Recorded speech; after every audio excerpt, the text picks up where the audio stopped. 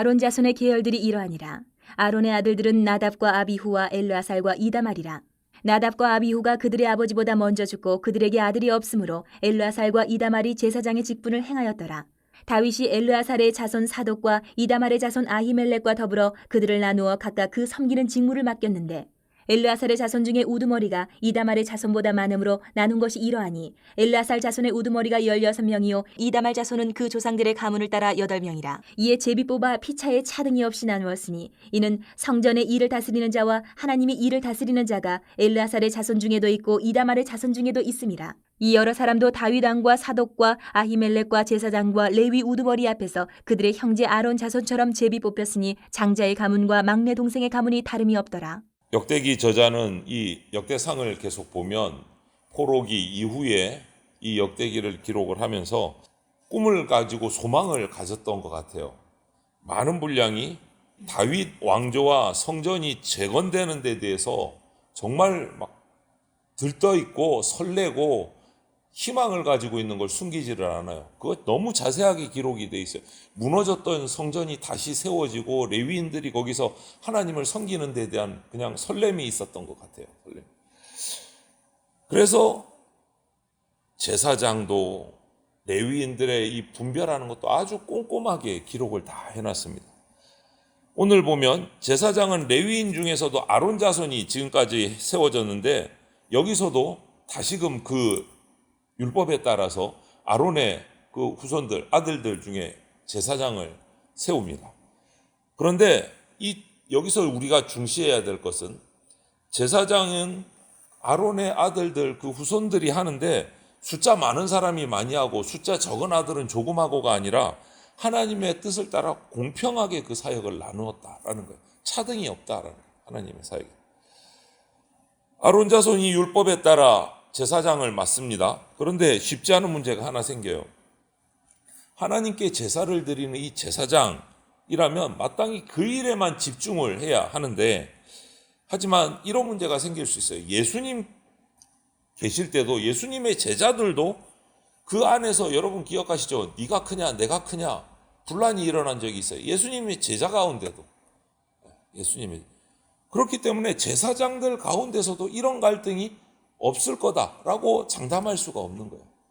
그래서 다윗 왕 입장에서는 이것을 공평하게 하나님 앞에서 정말 분란 없이 잘 제사하는 데만 집중하게 만들기 위해서 애를 썼던 것을 보게 되는데 아론에게는 네 아들이 있습니다. 그런데 그 네 아들 중에 나답과 아비후는 성막에서 잘못 분향을 해서 하나님께 벌을 받아서 이미 죽고 없어요. 이제 두 아들만 남았어요. 엘르아살과 이다말 이 두 계보만 흘러온 거예요. 그래서 이 두 계보가 서로 갈등하지 않도록 다윗은 대표자 둘이를 부릅니다. 엘르아살과 이다말을 불러서 의논하고 공평하게 나눠요. 직분을 공평하게. 그런데 이것만 가지고도 부족했던 것 같아요. 다윗은 정말 신경을 많이 쓴 거예요. 하나님 앞에서 절대로 분란이 일어나거나 갈등이 일어나면 안 되겠다. 정말 신경을 쓴 거예요. 직분을 나누는 것도. 오늘 본문에도 나와 있듯이 이 엘르아살 가문의 숫자를 파악을 해보니까 이다말 숫자보다 2배가 많아요. 그러면 순서대로 돌아가면 이 엘르아살 가문이 2배로 많이 하는 거예요. 제사장분이 2배가 많은 거예요. 그래서 고민을 한 것 같아요. 이것을 어떻게 할까 고민을 한 것 같은데 그러다 보면 세월이 지나면 숫자 많은 쪽이 숫자 작은 쪽을 지배하고 그냥 누르는 수가 생길 수도 있을 것 같아요. 그래서 최종 결정을 내립니다. 오늘 4절부터 5절을 보면 엘르아살 자손, 이다말 자손 1대1로 한 명씩 무조건 들어가게 해요. 한 명씩. 둘이 다 있도록 했다. 이렇게 기록하고 있어요. 이다말 자손에서도 제사장이 한 명 있고 엘르아살 자손에서도 제사장이 한 명 있고 1대1로 들어가게 했어요. 1대1. 그리고 이것을 어떻게 했느냐? 왕과 방백과 제사장과 레위인들 앞에서 서기관 스마야를 통해서 제비 뽑기를 통해서 누구의 의견도 치중되지 않고 제비를 뽑아서 순번을 정해요. 그리고 서기관 스마야가 그것을 이렇게 기록하고 있는 거예요. 제비를 뽑았다. 그리고 12명씩에서 24명 명확하게 기록을 해요. 1대1로. 이 가문 모두 한 명씩 제사장을 할 수 있도록. 모든 것이 하나님의 규례에 따라 철저하게 순종한 결과를 기록한 거예요. 누구에게도 치우치지 않도록, 어느 가문에도 치우치지 않도록. 여러분, 이처럼 하나님의 일은요, 사람이 많고 적음 이런 세력에 따라 왔다 갔다 하는 이 세속적인 논리로 결정돼서는 안 된다. 세속적인 가치관에 따라서 강한 세력이나 많은 재물이나 높은 지위나 등등등 이런 것들로 하나님께 드리는 예배가 교회의 조직의 구성이 영향을 받으면 안 된다. 다윗은 왕임에도 불구하고 제사장들의 이 직무 조직을 개편하는 데 있어서 자기 독단적으로 하지를 않았어요. 제사장 가문 직무를 누구보다 잘하는 이 사독과 아히멜렉을 불러다가 대표자들 둘을 불러다가 의논을 하고 도움을 요청해서 제비를 뽑아서 결정을 해요. 치우치지 않도록 공평하게. 여러분, 교회 사역은 누구도 혼자서 완벽하게 할 수가 없어요.